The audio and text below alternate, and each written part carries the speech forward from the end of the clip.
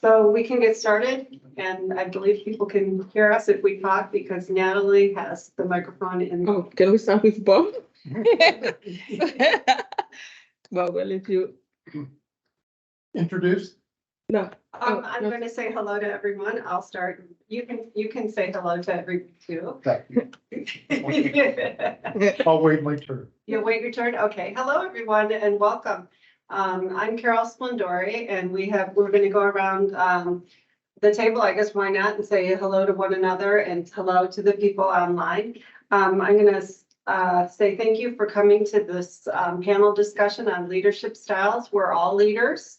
We're all followers, and we're also all leaders, and we all like to talk a little bit more today about what are some important and impactful contemporary leadership styles. First, we can start with a prayer. In the name of the Father, Son, Holy Spirit, amen. Heavenly Father, we come to you asking for your guidance. Help us to engage in meaningful discussion, allow us to grow closer as a group, and build the bonds of community. Thank you. Father, Son, Holy Spirit, amen. So I want to have the panel introduce themselves. Well, I have the mic, so Dr. Botley, this is my 15th year with the university, so it's been a great journey. From a leadership, I've led teams twice. I worked for Allen County. I was the treasurer of Allen County for 10 years. So I ran an office. We had 12 to 15 people at that time, and then I was dean of the School of Business here, and we had 12 people at that time. So I'll draw upon that in my presentation. Hello, I am Angie Harrell, Dean of the College of Health Sciences, and have been here 16 years in a full-time capacity. So started out in radiologic technology as a faculty member, and then moved into a clinical coordinator role before transitioning to the School of Business, where I was the program director for the Master's in Healthcare Administration program for a period of time, and then transitioned back about 5 years ago into the College of Health Sciences.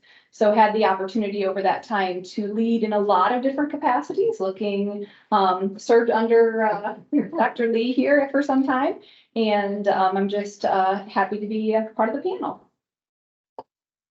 Thanks, Angie. Sometime I'm going to talk to you about your rad tech days. Lewis Pearson. I'm the interim dean of the College of Arts, Sciences, and Business this year. I've been an interim division director, philosophy program director, and course coordinator. I don't remember if I'm missing anything at the moment, but happy to be here today on the panel. hello everyone. Carol, thank you so much for the opportunity to be part of this panel. I'm really with a great team of leaders here. So, so my name is Natalie Rwamba. I've been with USF for 6 years now, and I started here as an instructional designer and also as a learning management system administrator. Back there was a Blackboard. Now we're using Canvas. So currently, I'm the coordinator of the teaching and learning services, which is composed of 5 members. So I'm a mother, I'm married, I have 2 boys, and I have also different degrees. I have a doctorate in education, and my focus is really in curriculum literacy and cultural studies. And I'm originally from Burkina Faso. If you're hearing the accent and you don't know where it is from, I'm originally from Burkina Faso. It's a French-speaking country. And if you're kind of trying to visualize where is Burkina Faso, it's in West Africa. Just look on the west side. It's a landlocked country. So I'm glad to be here today. Thank you. The people here in the room just want to say their names and their positions, and we'll just move around quickly. Well, after Natalie, Harley Flank Sue. I'm Jim Frederick. I've been around St. Francis now almost 5 years adjunct, and I'm teaching a series of graduate degree courses and undergrad. So I'm kind of like the handyman. And I have over 40 years in automotive executive leadership, Chrysler, Ford, and some suppliers. and was here back in the nineties when Dana was still here, till they moved and went bankrupt. So I hope to add my expertise, although I seem to be learning more from the staff here and the students. So I'm always open to absorbing that. That's My name's Aaron. I work in the graduate business programs. Melissa Layton, and I'm the Director of Academic Advising. Jennifer Richard, the BSM Assistant Program Director. Megan Wary in the nursing offices, and I'm also an MOL student currently right now, Hey, so. that's Aaron. yeah. My name is Gordon Haruna. I work in the teaching and learning services as an instructional design editor. My name is Devin Bond and I'm the Director of Youth Programming. I specifically work on the USF Discovery Academy. My name is John Sellers. I'm an instructional media specialist in TLS. And do the three people online, would you like to introduce yourselves? No, Sure, I can. Hi, guys. I'm Heidi Wink-Meltzer. I'm the Senior Admissions Counselor for the Crown Point campus. Oh, nice to have you with us. Thank you. Very grateful to be here. Alan McKelson, Dean of Students, and I'm here with other campus life staff in my office. Oh, wonderful. And this is Carolyn Yoder, Division Director of Nursing. Okay, great. Thank you so much. So we're going to have a brief PowerPoint, which is going to go over a few of the leadership styles, and then we'll have our panelists discuss their use of the leadership and some aspects of the styles, and then time for questions.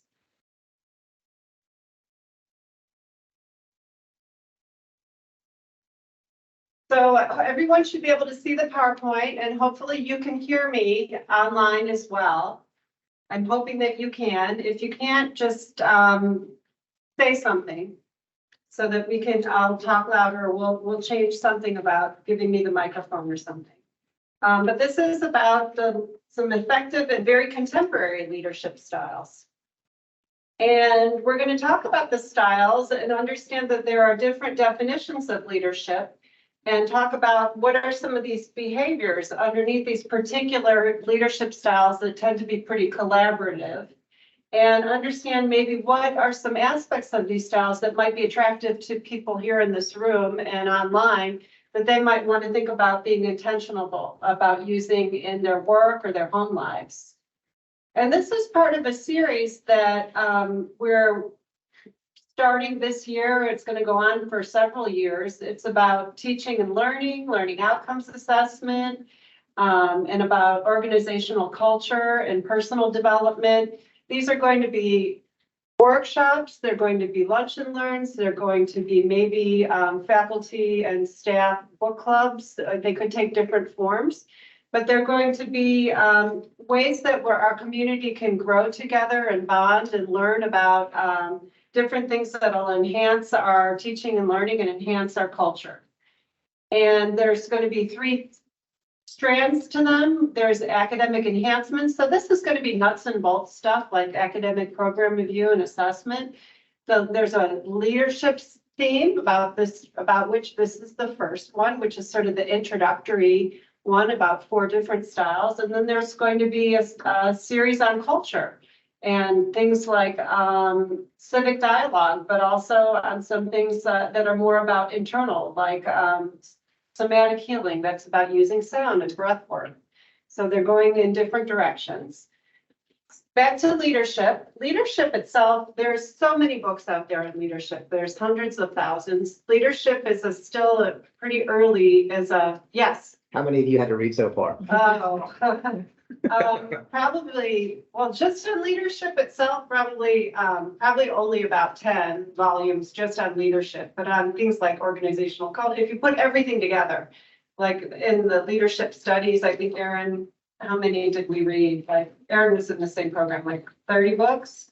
Yeah, I was thinking closer to 50. 50 books, closer to 50. And then journal articles, I have them bound, and I mean, they're in stacks. They've overrun my bookcase. And and leadership is not defined in any single way. It's not even, it takes on many different definitions and uses. There are kind of, Yuko kind of looked at 4 different ways that it could be baskets that could be defined in. It could be a role or a position. We're very actually used to that. Like that's our president, he's a leader. This is the job that we gave this person and they're a leader by definition, that job. It could be determined by personal qualities. Actually, this is quite common in leadership studies. They say, okay, well, you know, they're outgoing, they're charismatic, they believe it or not, they're tall, they're male. This is actually a field of study based on goal achievement. If you're able to do these things as a leader. Or it's based on a social influence process, which is the hardest to understand and also, of course, my favorite. That we influence one another. It's more collaborative. We're all leaders. We lead as a co-influence process. So let's get into unpacking that. Sorry about this switch for generalization, but we're dealing in the social influence world here now. Transformational leadership is the first style we're going to talk about, and it's very popular. It's probably the most researched style. It came about really in the 80s. It's still highly researched today. It's very popular. It's about using inspiration to bring people to be able to work to new heights, things they've never been able to do before. And it's characterized by what they call the 4 I's, which you can see there. Idealized influence being the first one, where they're meant to show people that they are leaders that are role models. They show you an inspirational goal, a set of goals, and people are meant to work up to them. And they do that because they're motivated. And they're stimulated to be creative and innovative, challenge their own beliefs about what they can do. And also at the same time, leader shows the followers. I know this is an unusual language, like leaders and followers, but they show we're all followers and we're also all leaders, but we're probably in the followership role more often. They show the followers that they care about them and they help them to grow and act as advisors to them. This is a little bit different from the other styles in that the leader is sometimes thought to be charismatic, and they craft a vision that pulls everyone together and forward to follow this vision while solving organizational problems and goals. That's how transformational is different from the other styles. This person is almost a superhero, I think, is the way to think of this. And this person is visionary. That's another way that makes this style different. This person has a vision. They are able to inspire others, to rally the troops to be able to do things that they might not ever have thought possible. That's my summation of transformational leadership. It also sometimes pivots with transactional. These 2 styles can be used quite often together. Transactional is when it's based on kind of an agreement of somebody will do something and there will be a reward based on that. Just like if a student performs excellent in the course, they will receive a higher grade for that. So there's transactional. It's not a negative thing. It's quite common in our work world. We all are transactional a lot of the time. I don't see it as necessarily a negative. Servant leadership. This one is also been around a long time and has a lot of staying power. And I think the one thing to remember about this one that sets it apart from all the others, it's the only one where the leader will put the needs of the follower first before the needs of the organization. That's how I would distill this one down. And it has a lot of, it's a difficult, just like transformational, I think it's an extremely difficult one to do well because it has all these characteristics. If you look at all the things that they're supposed to do, they're supposed to listen, be empathetic, healing, persuasive, have foresight, be able to steward. Oh, they also have to build the community.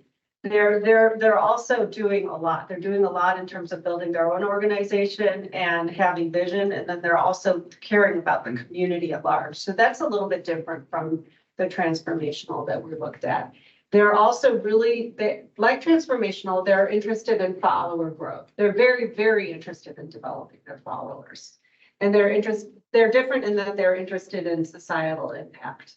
So they also develop followers. They will challenge their followers. They will sometimes be persuasive, and they'll sometimes encourage their followers to take the lead. And they're ethical. They're highly ethical. Transformational used to be criticized a little bit because it didn't necessarily have an ethical component, and then they kind of rewrote it to combine it with an ethical component. Because ethics became very important in leadership, as we will see now with authentic leadership, which I think came about really to answer that, because there were ethical transgressions that happened in business and in the world, like with Enron and with WorldCom and with other business misdeeds. And so authentic leadership came about to try to say, well, we think that the leader should be moral. Leaders should act first and foremost out of knowing themselves, knowing who they are, having moral values, and then acting ethically based on those values. So acting always in alignment with their moral values, always being purposeful, self-disciplined, self-controlled, hopeful, optimistic, knowing who they are. So an authentic leader is in that they really are rigorous and knowing what their own values are and always acting out of those values. And they actually have practices that they follow. So they kind of work on developing themselves all the time. So they work on self-awareness and on their sense of who they are. But they balanced processing, that what that means is that they always take input from people around them before making a decision. So they're not self-centered. So they like things like 360 feedback and things like that. So that gives them the balance where they're in relational transparency. They're very open with others. So you can see this is a good style as well. Honest and humble and trusting at the same time as being really in touch with what makes them make the decisions that they make. So there's the journaling and soliciting feedback and planning, controlling emotions. This is a great style. Even if it's not going to be your ultimate style, it's a great style to learn how to do to make you a better leader in general. And then relational leadership. This one is something that I brought forward because it's not maybe the most common of all the styles, like transactional or transformational, but I think it suits our organization so well. I think we would find more relational leaders in this organization than in other organizations because of our mission and the way that relationality is actually an operational principle within our organization. So what this one is about, it's how this one is distinct is that a person will act in order to preserve the relationship, sometimes over organizational outcomes. And that's really key in this. The reason they'll do that is because they recognize that their relationships are a source of their power. So they realize that they're going to put a lot of effort into their relationships so they build trust with others. And it's through that trust and that bonding that they're able to work with others and ultimately achieve good outcomes for the organization together. Because that's the nature of the organization they work in, and how the people are and how what the culture is. So the interactions happen over time. Things happen. It takes time to develop trust. There's a lot of relationship building. There's lateral influence. They act in trusting ways as followers as well as leaders. Shared sense making. So they're not like the transformational leader who comes in with a vision, maybe. And of course they'll listen and they'll listen and they'll adapt that vision with others. But the relational, it's like they co-evolve the vision. It's more like relational would tend to be more bottom up. Transformational doesn't necessarily have to be top down, but relational has to be bottom up. I'm trying to pull differences from them, but they really do overlap a lot. And you could be a transformational leader who's relational, you know, you could use all of these, right? So I'm trying to pull distinctions from them, but relational really, it wouldn't work unless you collaborate. Like if you take a collaboration out of it, the whole thing falls apart. So it's based on high quality relationships and empowerment. And boundary spanning is when you move from one group to another, and you kind of understand the goals and values of each group as you move from one group to another, and you're able to kind of reflect the goals of one group to another one, like kind of like a faculty senate representative, or a committee representative. And I know you're going to have a lot of questions, but we're going to let the people unpack these a little bit. And we're actually starting with Angie. That's okay. Yes. So the first question is really, how would you describe your leadership style? Well, first, I'd like to start by thanking you by including the ethical piece in the transformational leader. I was worried there for a moment when had that one, and it went that direction. But I would say, as I think about kind of some of the things you have listed here, and then also how I would describe it, I think collaborative is definitely one of the first things I would use to describe it. Adaptable, I think, would be another one, and then kind of team-based in that approach. I think collaborative in the aspect that it really is a team sport, what we do. We all have different roles. We all support each other in those roles. There's not, I'm just. I mean, everyone is significant. Everyone contributes to our overall mission and goals. And adaptable in the sense that my role shows up differently and based on different needs. So kind of sticking with the sports analogy, you know, sometimes I am the cheerleader, sometimes I'm the water boy, sometimes I'm the quarterback's coach, offensive coordinator, defensive coordinator. There are different times that there are different things needed. And so that is another piece of kind of how I would describe looking at that. Recognizing that what I would necessarily need in a situation might not be what the person that I am helping to support would need in that situation. So I think a good self-awareness helps with that. You had mentioned self-awareness, and I've gotten better personally when I hear both at home in my personal life and here at work, when I hear frustrations or someone is having struggles, kind of the power in the pausing, because my mind will immediately go to solutions, hardwire of this is how we fix it. But not everyone is looking for a solution because likely they have the ability to find a solution themselves. So I've gotten better about asking solidarity or solution, because sometimes we just want to know that someone else understands the frustration and recognizes that they can appreciate that this is really hard. And I recognize that this is really hard. And so, and teamwork very much, because we all are supporting each other in the work that we do. So in your answer, you sound like you're pulling really strongly more from what we talked about, like a relational leader, or even the authentic leader. So was I wrong in thinking that you look to me like a transformational leader? Are there some aspects of the transformational leadership style that you might use? I think yes, I do like to balance in meeting with our teams the now with the future. So, you know, I feel like when we don't have a perspective of the macro, we get stuck in the micro of the day-to-day things that are so hard.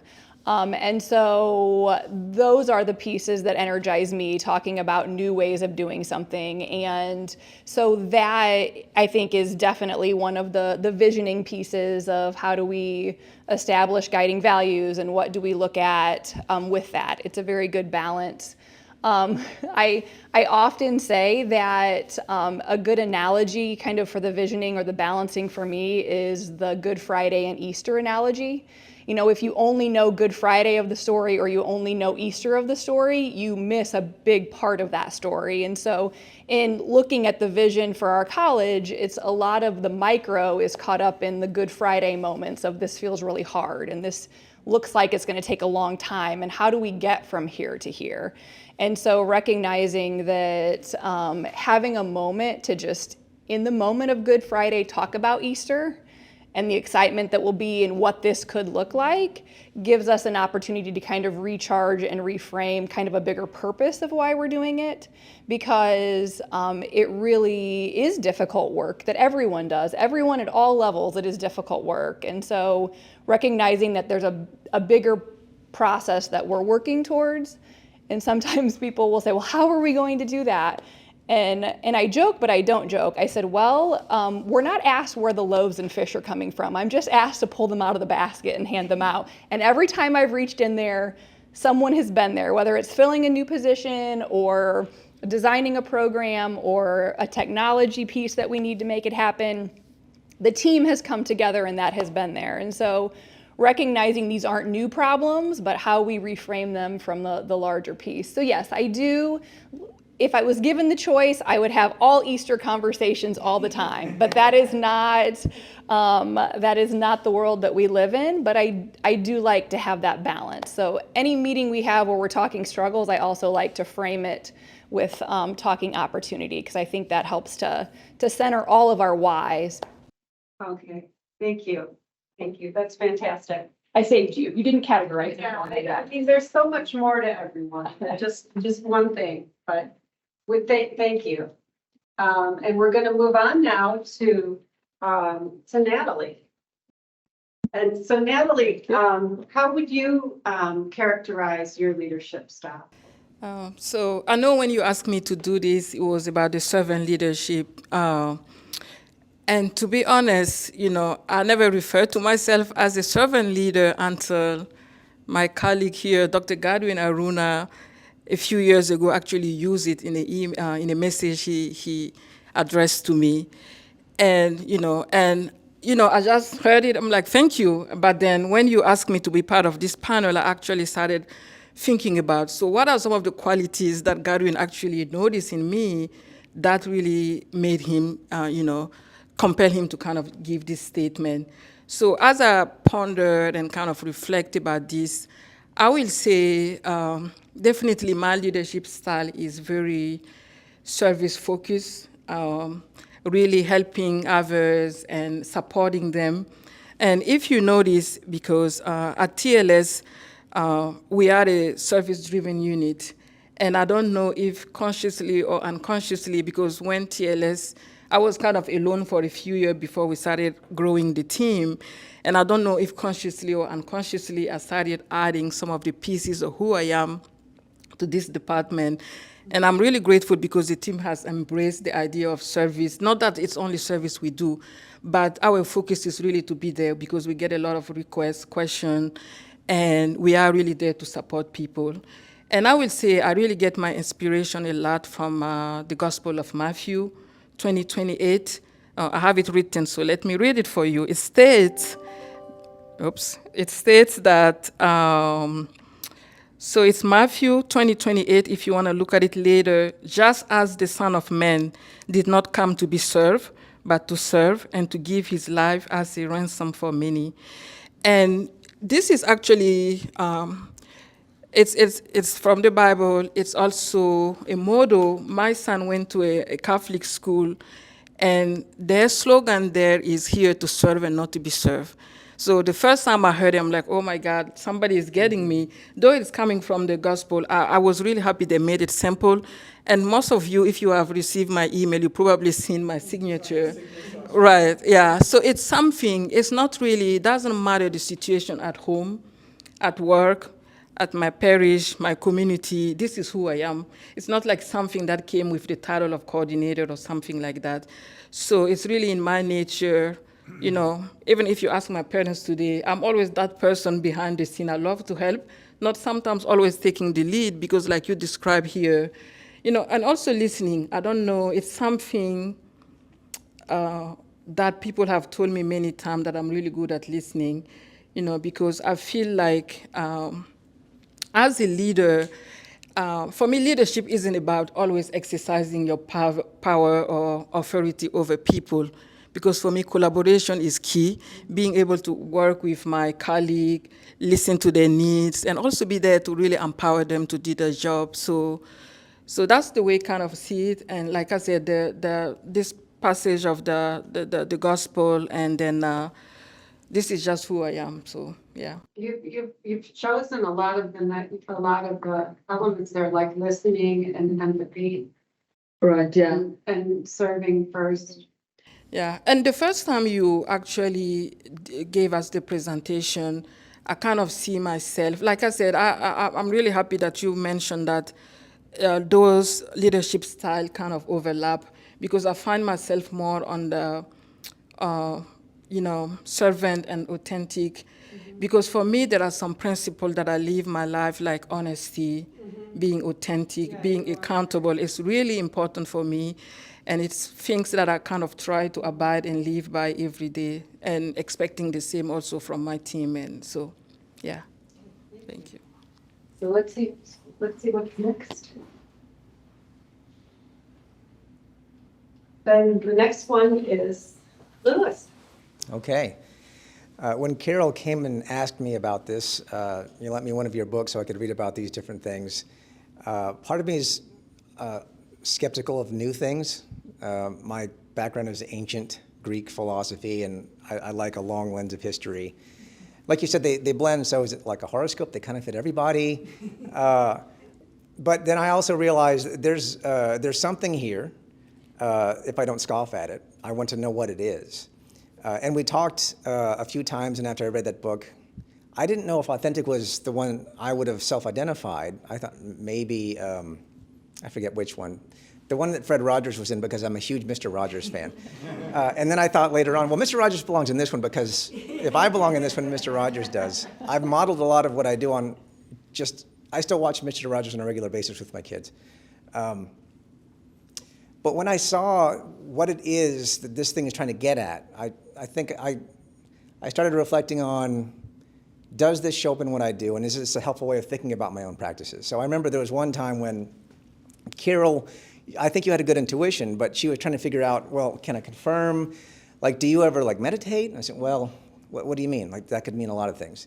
Well, think about, what's happening, what something means. And I said, Carol, this is basically me all the time. So it's, if you ever see me sitting around, this is most likely what I'm thinking about.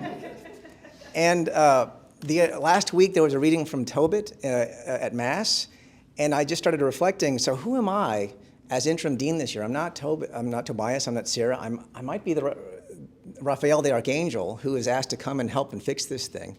Anyway, I'm always asking that question, what does this mean? I think in terms of both problem solving, but also in terms of narrative. Maybe it's because I'm from the South and we just tell lots of stories. And I try to find, how do you make sense by putting things together in that story? So I'm trying to find my place in a story. I realize I am not the sole author of my life. Everyone in this room is a co-author. The primary author is God, and so I'm constantly asking when I'm checking my, you might say, moral core, I'm not checking it against who I was raised to be and what I think is important. I'm straight up directly asking, Holy Spirit, what am I supposed to do right now? And prayer can often look like you're looking inward. I did want to mention two quick things before passing this off to the next one. So when I saw Confucius was here, I got this as a birthday present from my wife. It was, so it's funny on a number of levels. If you want to know why it's funny, you can ask me later.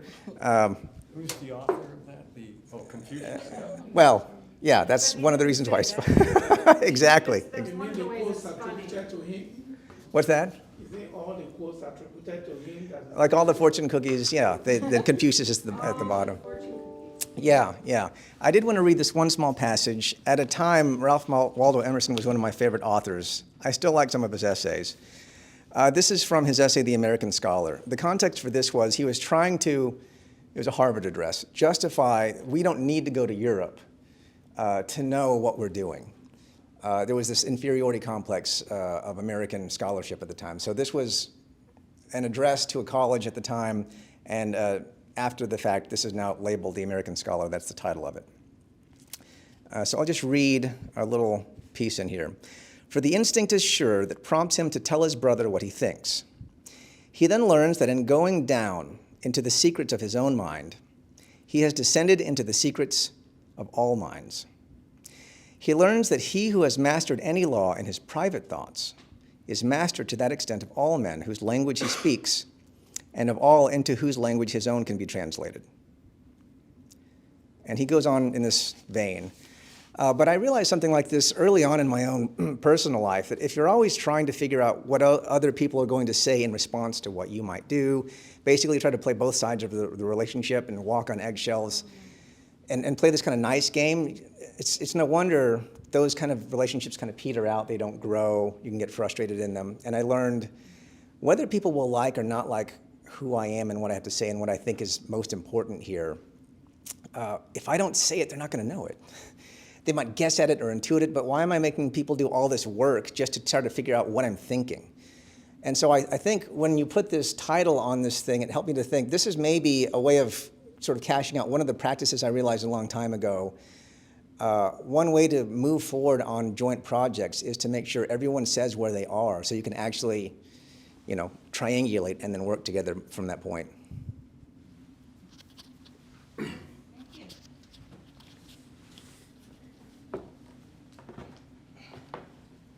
now we have Bob. Hi. This relational leadership style fits the way I've gone about leadership over the years. I don't know where it came from. I was an only child, so I didn't have anybody to really bond with. In high school, I was voted the sweetest male. Not something you really want as a guy, at 18 years old to be the sweetest, but I think it comes from building relationships. Went to work for the county. The job I wanted was a technical job in finance, but you had to run for office. So being one that always threw myself into the deep end, whether it was getting a doctorate, running for public office, I must like the challenge. So I ran for public office and won. My children helped me because they wore T-shirts that said, "Please vote for my daddy." So that helped. But when you're in politics, you have to build relationships. You just do, because you've got to ask for money, raise enough to run a decent campaign. And then business in general is all about relationships. It really is. It's totally about relationships, whether it be for sales or having peer contacts to call upon. It's about relationships. So as I started to get into this, I really wanted to build solid relationships with my staff. So management by walking around has been around a long time. It's just getting up and showing up. Will Wells, I show up at your office all. Another degree. MBWA. Management by walking around. It's an old thing, but it's really good. Sister Elise was great at it. When I was an early faculty member, I'd look up and here's a sister, the president of the university, at my door saying, "Hi, Bob." I'm going, trying to. Lance is very good at it. He just needs some more time to get out and walk around. So I worked on building these relationships, and what it did for me as a manager is when the difficult conversations, there's books written on how to deal, and if you had that relationship, it was a whole lot easier.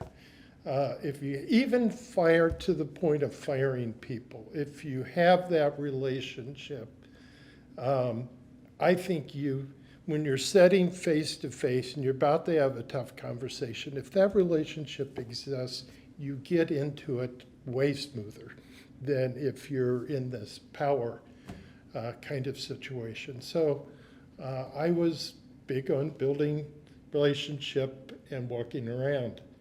The other thing is I wanted to give away power. It was fun to me to give away power. And Cliff has us reading a book on the art of giving away power. The proudest thing, besides my family, my children, my grandchildren, two of my people have gone on to be deans, one sitting next to me, the other's Lonnie Leeper down at Marion. Two have gone on to be division chairs. 4 of the last recent Senate chairs have been from School of Business and my people. So I don't know, there's something there about the fact that I gave away power enough to let them succeed. Now, giving away power is a tough thing.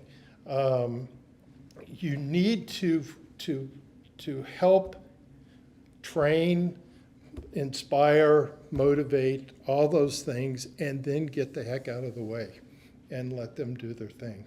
And usually, they're going to grow through that by letting them. Now, when you give away power, you can't give it all away because you've eventually got to be the boss at the end of the day and make decisions.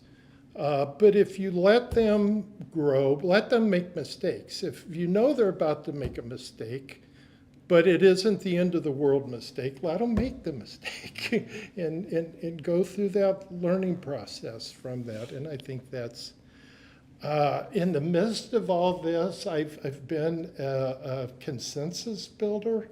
When we had staff meetings, I wanted 100% consensus on. And I do a lot of work up front before we even got to a vote. And I knew who wasn't on board with an idea, and then I tried to use the relationship type thing. And sometimes you can't get everybody on board, and the leader has to make a decision. But it seemed to me if you could work on consensus building leading up to a big decision, the decision was a lot easier in the long run. Yeah, thank you. I think that because we've got maybe, depending on when people need to leave, if we go till 20 after, we've got about 10 minutes for questions. So I'd like to open it up for anybody who has questions and would like to ask it of our panelists. I don't know if this is necessarily a question, but it sounds like a very key characteristic of you is mentoring. Yes. Does that describe you pretty well? Yeah, I think so. And that kind of came, where that started to develop. I'm pretty good at Excel since I'm accounting. And people would come to me and say, show me how to write this formula. Carol will call me on finance stuff from time to time. So again, I think that's part of this idea of giving away, right? And yes, I like to mentor. And I want them to come out. They can make more money than me. Success for me, that makes me happy. I'd like to make a comment for comments back from an excellent panel. The 4 styles we talked about.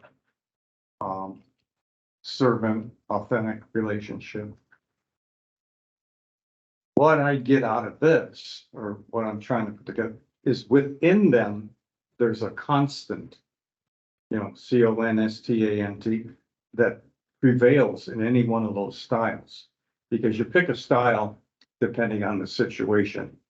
And it's almost like the thesis I've done in the past for grad and undergrad is, the Maslow theories of motivation and all that. And you fall down and then you get back up. But what's the constants in here I just throw out is motivation seems to be the core of any one of these styles. Trustworthiness is also. I mean, you got to be trustworthy no matter to get things done through people. And I wrote down another one, it's ethical, to your point. And I believe you have to have beliefs and prayer. Because I came from St. Francis of Assisi in Detroit for 10 years, still there today, when I was knee-high to a grasshopper. I am just absorbed in what comes out of me orally is the Franciscan values. I know no other way. And when this opportunity, I met Bob my first walk-in day, and he said, hired downtown at the Keith Busley Center of Entrepreneurship and Business. But anyway, it's so true.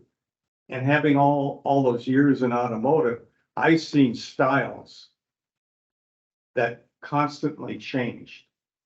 I saw VPs throw chairs at people. I don't know what style that was. You know, and then you could see them where they're meek as a mild as a lamb the next day. So I think they do it, a lot of them copy military. Because, you know, you can fight and then go have a coffee with someone the same day. And then what is that fight? You know, that's what we all try to control. We kind of control our emotions. Because most people don't like belligerent people, you know, ones that are yelling and screaming all the time. And you're not forgiven once you do that. It resonates in the person's minds. I don't want to go near him. I don't want to go near her. And so that's the comments I made because the panel was brought up so many thoughtful things that make you put it all together. Period. Do we have any questions from anyone online? All right, I have a question. Do you have a question? Go ahead. Yeah, it's rational as these four leadership models appear to be. I just want to ask, any of the panel members can answer this. Is there a possibility of any model degenerating into autocracy? I ask because I just went yesterday, I went to we honored a student with financial executives. And HealthStep was one of the big scandals. I mean, Enron, and they had a transformational leader at the helm. And a transformational leader, you want to follow them just because they're them, right? You want to be in their presence and that type of thing.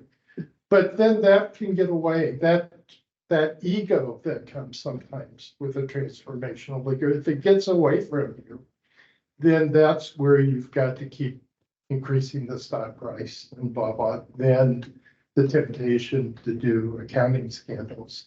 The guy who spoke to us started off, said, I was the CFO and I've done time in prison. And he's out of prison, lost all his money that he had because he had to pay restitution. HealthStep, it was a big scandal. They were hospitals, outpatient hospitals. But to your point, right? If you let that get away past the ethical guidelines, then you can get in degrade, like maybe you were asking.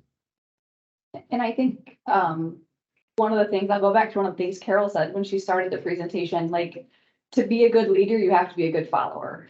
And I mean, I think there are, you know, we work within bounds of what we're given authority to lead. And obviously there are, you know, when people forget that there, you know, is a higher calling, being God and the Holy Spirit. And also organizationally, there are things that, is beyond just any one person in one of those roles.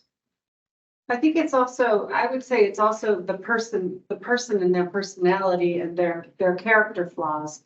So it's anybody with character flaws could practice any style of leadership and just be, a narcissist and be, and kind of derail an organization. And it's not really the style's fault. It's, it's the person, it's the person, the person has flaws, And you often wonder if you see that, and we all see it, is that person under control? Because that's what scares the audience. Is he or she under control? And they're ranting and raving, and you wonder what's gonna hit you or what bodily damage they may do to you. And I came from a different industry, automotive, every word is a cuss word, every other one and all that. And I didn't like that, because of my background, but I tolerated it. And I said, oh God, he didn't forgive him because he doesn't know what he's doing, but you learn how to circumvent that stuff and not try to be holier than thou because of his style. And it's no style to me, but it's behavior. And if he's your boss or she, then if you want your job, you just conform or you'll learn how to do it. So I don't want to rattle on. Well, thanks, Jim. I had one comment for that, Bob, and then one for you, Carol, for this panel, which I wanted to thank you for. Every good thing can be abused, right? Language is helpful for communication, but it can also be abused to insult. Wealth is good, greed is not. Food is good, gluttony is not. So all these things, I think it's a helpful thing to think about. If I find certain practices actually put me in one of these leadership styles, knowing that can help me develop it, but it also possibly help me think about what are the potential pitfalls that come with this. So a relational person might get too bogged down and there's no direction. An authentic person might get too self-centered and not really think past this image he's created of himself that he constantly consults. So knowing them, I think, is going to be helpful for developing and for avoiding those pitfalls. And in terms of knowing these styles, I wanted to say when I was in graduate school, apparently it's rare in a lot of places, unless you're actually strictly in education. We were given a lot of training in pedagogy, how to make a curriculum, how to teach a class, what's your particular teaching strengths. And there's certain things I thought I was good at, or things I really admired in my faculty that later on, when I was taking these classes, I realized that's not my strength. I can still do them, and maybe on occasion it would be helpful to do. And I wanted to thank you, Carol, for this in particular and the kinds of things this series is kicking off, because if I'm not mistaken, that's sort of the point, and giving people models and just 4 small examples here of what it might look like when you self-apply these concepts and figure out what are my strengths and what are the things that I might be able to develop and pitfalls to avoid as well. So thank you again, Carol. I think that's a perfect note to end it on. We could do it better than that. Thank you so much, everyone, and thank you to you four. It's been wonderful for you to hear you share your experiences with us. Carol,